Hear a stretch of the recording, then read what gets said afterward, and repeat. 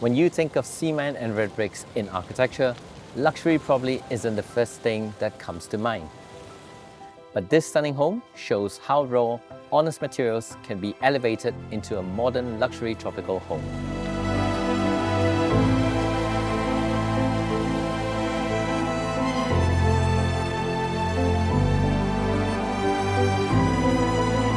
I think they harmonize really well.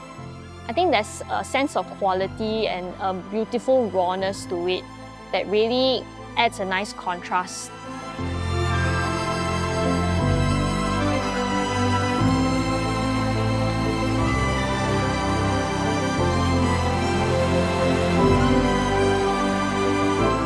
My name is Alex Lee and I am from Design Seeds. Before we begin, a friendly reminder, if you're not clicked on the subscribe button yet, do it now and stay in the loop of more upcoming design and architecture related contents.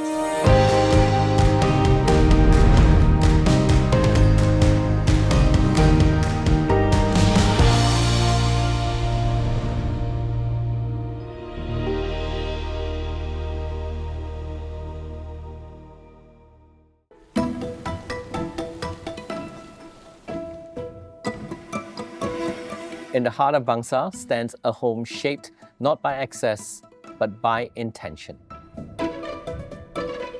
A mesmerizing stream greets you, guiding you inward as it flows to a pond at the heart of the home. An integral element to the home's passive cooling strategy. So the water feature streams from the front of the house all the way to the koi pond that sort of enters the house simultaneously. So usually designers would design a koi pond in its outside, probably a standalone feature, but we wanted to really bring that feature in to the house. Hi, I'm Shelly. I'm an architect. I'm an ex-staff of Dr. Tan Lokman Architect. Many people wonder what happens during heavy rain. Will the pond overflow and flood the house? The answer is no, because the pond is designed with a discrete built-in drainage system. Here, the flow of running water is as natural as the material used throughout the home, bringing the calming sound of water. An outdoor lounge greets the guests where they can enjoy the landscape without stepping into the home.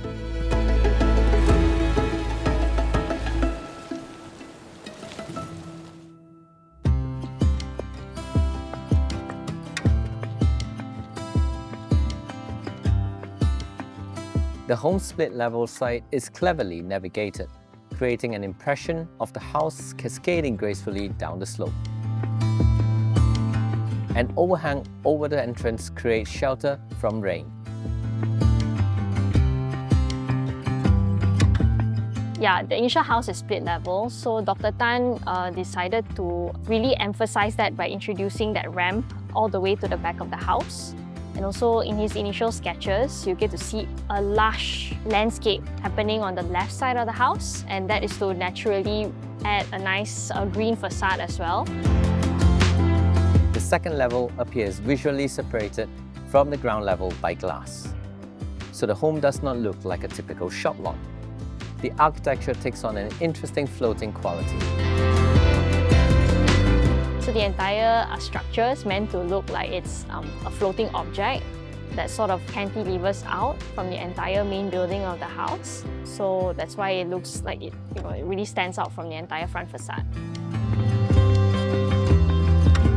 The coping also naturally provides a lot of shade to all the existing windows.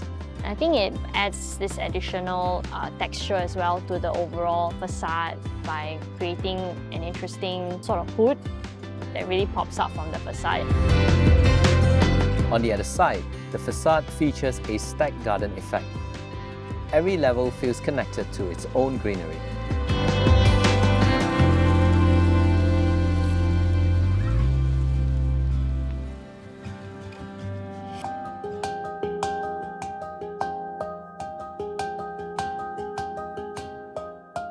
So initially the house, if you see old photos, there's a couple of steps going down at the back of the house. So what we did was we created this gentle ramp. As you enter the foyer space, the gentle ramp sort of brings you all the way down into the current living space. So that's how we navigated the split level. The client's brief was to display most of their memorabilia within the entrance of the house. So therefore, we designed this shelf that looks like it's also floating. It's actually being suspended by like MS rods all the way to the second floor beam, yes. A ramp is added as a thoughtful future consideration and creates a grand arrival experience. The void above amplifies this architecture grandeur that you can see and sense. Another entrance leads from the car park into the home as the primary entrance.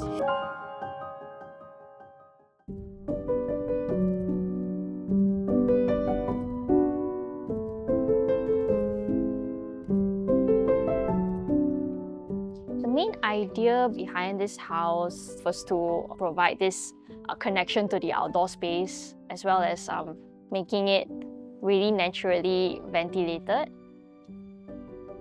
So therefore, you'll see plenty of openings happening throughout the house that looks out into the landscape and really allows the whole passive cooling system to happen. Yeah.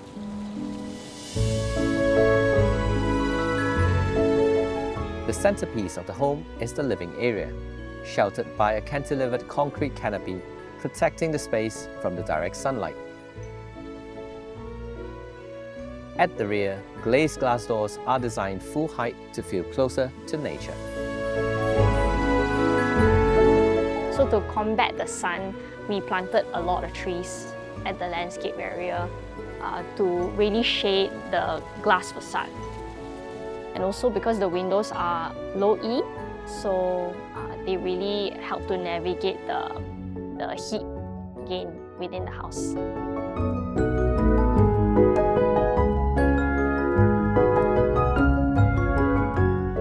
The living room extends in an outdoor lounge. Rather than solid walls, plants and fencing creates a breathable and natural enclosure. Here, red bricks are not left plain. Instead, they become an architecture feature showcasing craftsmanship and adding texture.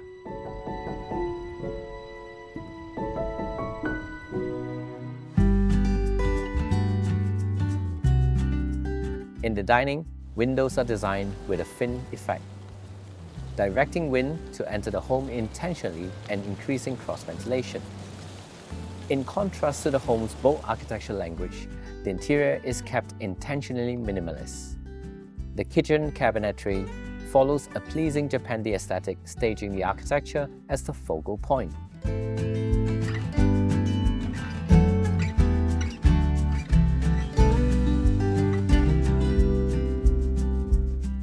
A slender steel suspended staircase in Dr. Tan's signature style adds visual cohesion and lightness. The steel structure becomes a design feature, celebrating engineering while complementing the home's modern architectural language.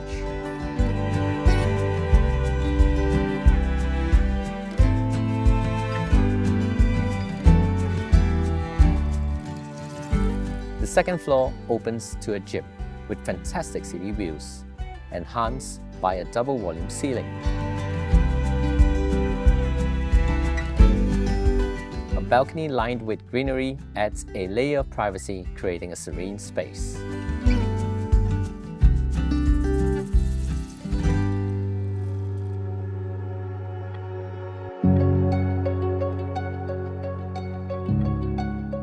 The master bedroom offers a spacious and open layout with its high ceiling and slanted roof.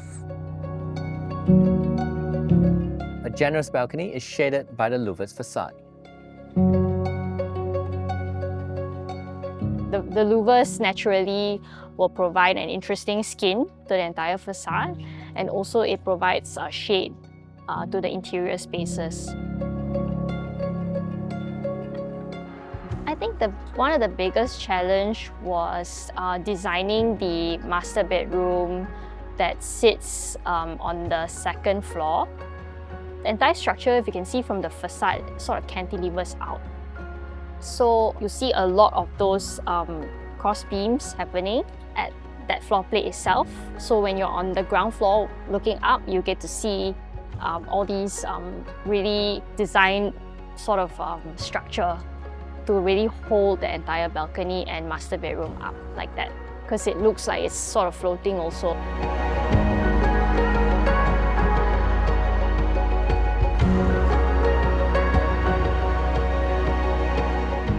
Another study sits on the top floor, offering an expansive urban view, creating a quiet space for focus and reflection.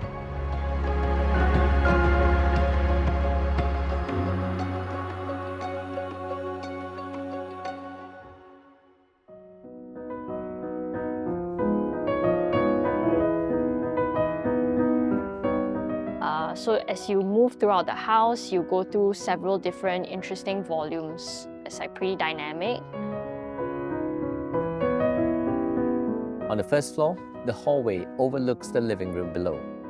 A small balcony brings natural light into the corridors.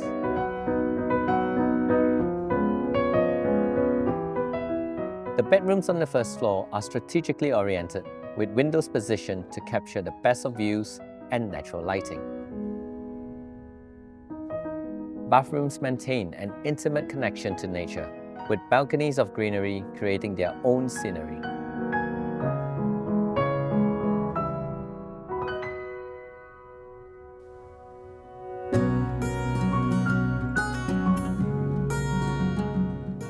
Dr. Tan has always focused on sustainability and cross ventilation throughout the house, and of course views looking outside.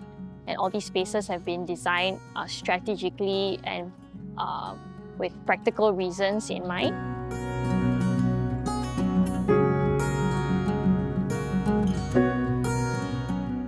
The home is furnished with modern, sleek pieces that complement the architecture perfectly and reflect the resident's character.